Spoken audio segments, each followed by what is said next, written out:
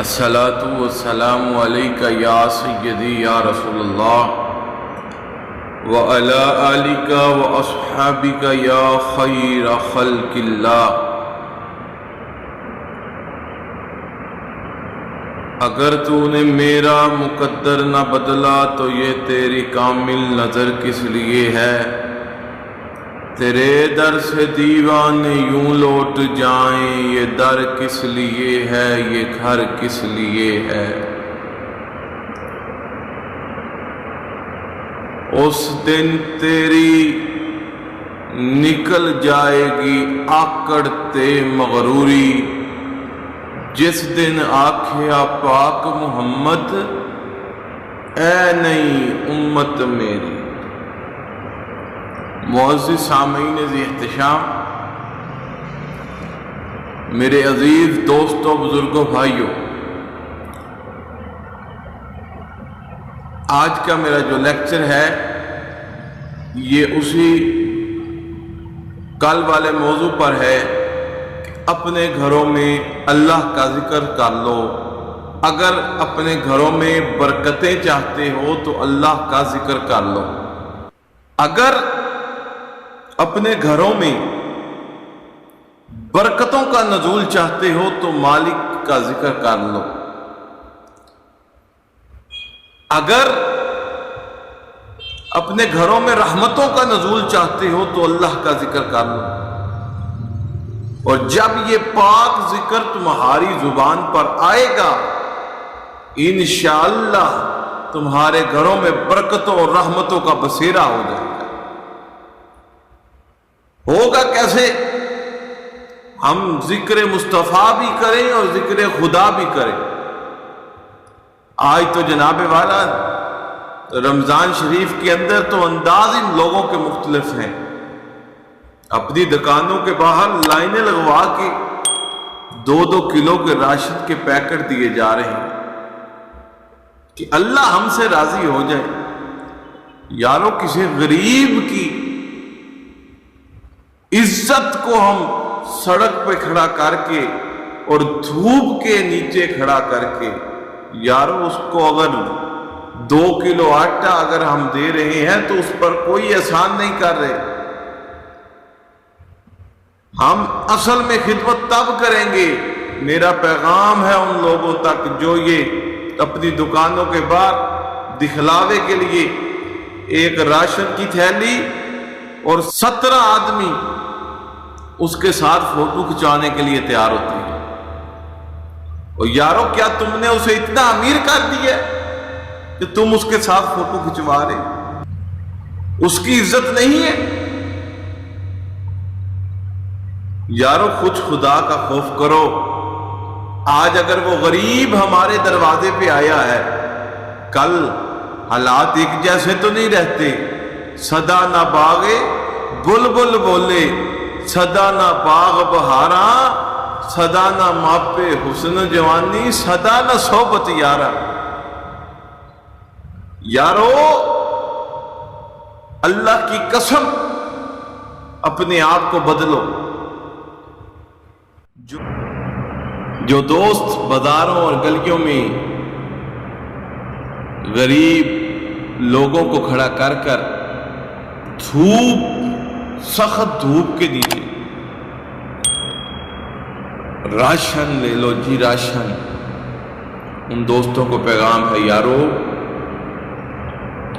صدا نہ باغے بلبل بولے، صدا نہ باغ بہاراں، صدا نہ ماپے حسن جوانی، صدا نہ صحبت یاراں۔ آج ان پر وقت ہے، کل ہم پر بھی وقت آ سکتا ہے۔ اللہ نے ہمیں توفیق دی ہے، جہاں 1000 راشن کی تھیلی بانٹتے ہو وہاں اس 1000 راشن کے پیسے اکٹھے کر لو، اور ہر سال اس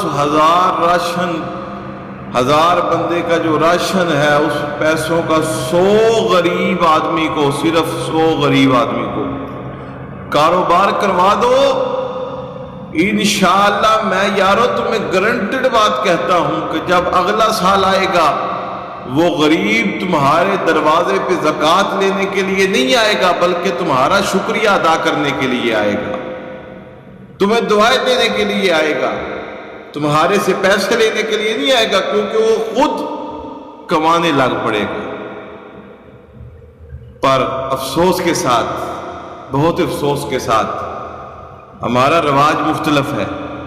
جب تک اخبار میں فوٹو نہ لگے، جب تک کیبل کے اوپر پٹی نہ چلے، جب تک ٹی وی چینلز کے اوپر آئے نا کہ فلاں امیر زادے نے آج غریب بچیوں اور بچوں کو راشن دے دیا، اور اللہ کی قسم ہر کسی کی عزت ہے، ہر کسی کی عزت ہے۔ اگر تمہاری عزت ہے تو ہر کسی کی عزت ہے۔ خدا کا خوف کرو، اپنے گھروں میں ذکر خدا اور ذکر مصطفیٰ کرو، اور ساتھ غریبوں سے پیار کرو، انشاءاللہ نہ دنیا میں کمی آئے گی نہ آخرت میں کمی آئے گی۔ ہوگا کیسے؟ حضرت ابراہیم ادم، کون ابراہیم ادم؟ اپنے زمانے کے عظیم بادشاہ تھے، عظیم بادشاہ، پر عظیم بادشاہ تھے۔ پھر جب مالک کے ساتھ لو لگائی، جب مالک کے بن گئے نا، جب سارے جہانوں کے مالک کے بن گئے، تو پھر دنیا ان کے قدموں میں تھی۔ پہلے بادشاہ تھے تو سینکڑوں لوگ تھے، اور جب اللہ کے ولی بن گئے تو پھر دنیا ان کے قدموں میں تھی۔ قسمت کا ستارہ کیسے چمکا؟ ایک دن جانے لگے شکار کے اوپر، تو نوکرانی کو کہہ گئے، شکار کے اوپر جانے لگے تو نوکرانی کو کہہ گئے، نوکرانی میرا بسترا، میرا کمرہ صاف کر دینا، تیار کر دینا، میں آ رہا ہوں۔ نوکرانی جب یارو اندر گئی نا کمرے کے، تو اس نے وہ نرم و ملائم بسترا دیکھا، دل میں خیال آیا کہ بادشاہ تو اس بسترے پہ روزانہ سوتا ہے، آج تو بھی اس بسترے پہ لیٹ کے دیکھ۔ یارو وہ لیٹی تھی، ابھی آنکھ لگ گئی، نیند آ گئی، ابھی سوئی ہی تھی، اوپر سے بادشاہ حضرت ابراہیم آدم آ گئے، آ کے دیکھا نوکرانی میرے بسترے پہ، غصہ آیا، درہ پکڑا، مارنا شروع کر دیا اسے۔ جب اسے مار پڑ رہی تھی نا، تو وہ ہنس بھی رہی تھی اور رو بھی رہی تھی۔ بادشاہ سلامت نے پوچھا ابراہیم ادم نے، نوکرانی ہنس کیوں رہی ہے اور رو کیوں رہی ہے؟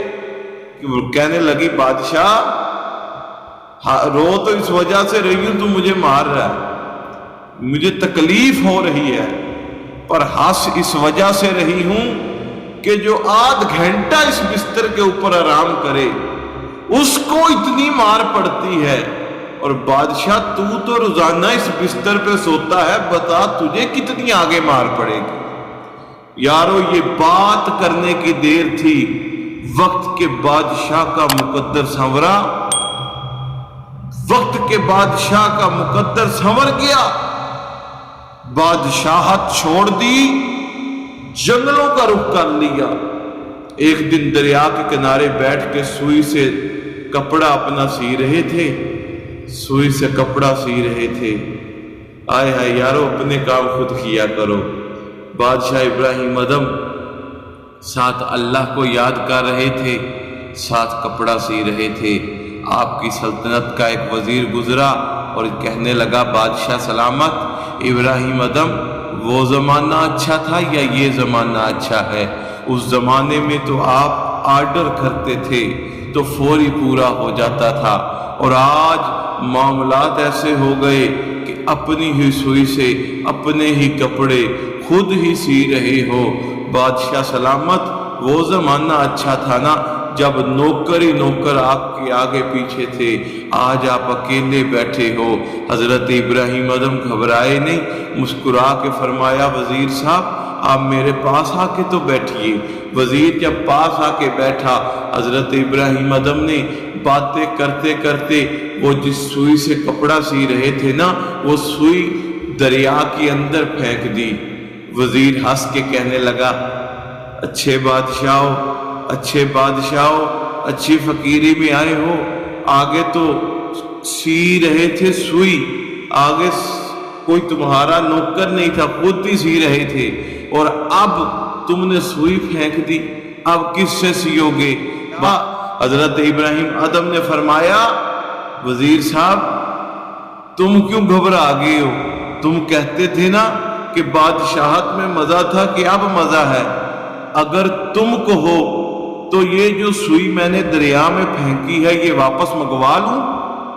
وہ ہنس کے کہنے لگا بادشاہ سلامت وہ بات کرے جو ماننے والی ہو، کبھی پانی سے بھی سوئیاں باہر آئی ہیں؟ حضرت ابراہیم ادم ہنس کے بولے بادشاہ جب تھا تب تو نہیں آتی تھی، جب اس مالک کا نوکر بن گیا، اس مالک کے دروازے کا منگتا بن گیا، تب سے سوئیاں میری آ سکتی ہیں، تب سے سوئیاں واپس بھی آ سکتی ہیں۔ وہ کہنے لگا منگوائیے، بادشاہ سلامت نے آرڈر کیا۔ حضرت ابراہیم ادم رحمت اللہ علیہ آپ نے حکم فرمایا بات کہ اے پانی کے جانوروں میری سوئی مجھے واپس کرو۔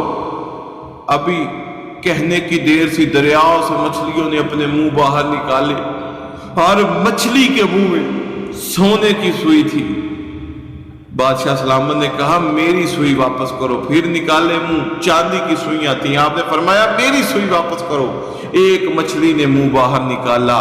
بادشاہ سلامت حضرت ابراہیم ادم رحمت اللہ علیہ کی سوئی اس کے منہ میں تھی، آپ نے وہ سوئی نکالی اور وزیر کے ایسے کندھا پکڑ کے ہلایا اور فرمایا وزیر صاحب جب بادشاہ تھا تب چند لوگوں پر میری حکومت چلتی تھی، پر جب سے میں اس خالق و مالک کا ذکر کر رہا ہوں، جب سے میں اس مالک کا نوکر بن گیا ہوں، جب سے میں اس مالک کے در سے مانگنے لگ پڑا ہوں، جب سے میں نے اس مالک کے ساتھ دوستی لگا لی ہے، بادشاہ سلامت جب میں بادشاہ تھا تو چند سینکڑوں لوگوں پر حکومت چلتی تھی، آج میں اللہ کا دوست بن گیا ہوں، دیکھو آج کائنات کے ذرے ذرے پہ میری دوستی ہے، ذرہ ذرہ میرا کہنا مان رہا ہے۔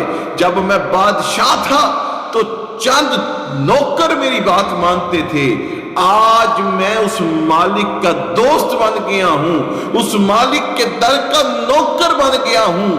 آج وزیر صاحب دنیا کی ہر چیز اس مالک نے میرے تابع کر دی ہے، ہر چیز میرا کہنا مانتی ہے۔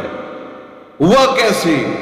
اس مالک کے ساتھ لو لگائی، آپ بھی لو لگائیں، آپ بھی اپنے گھروں میں ذکر مصطفیٰ کریں، ذکر خدا کریں۔ جب یہ ساری چیزیں کر لیں گے انشاءاللہ بیڑا پار ہو جائے گا، نہ دنیا میں کوئی مشکل آئے گی نہ آخرت میں کوئی مشکل آئے گی۔ دعا ہے اللہ رب العزت سے کہ اللہ تعالی ہمیں دین متین پر عمل کرنے کی توفیق عطا فرمائے، آمین۔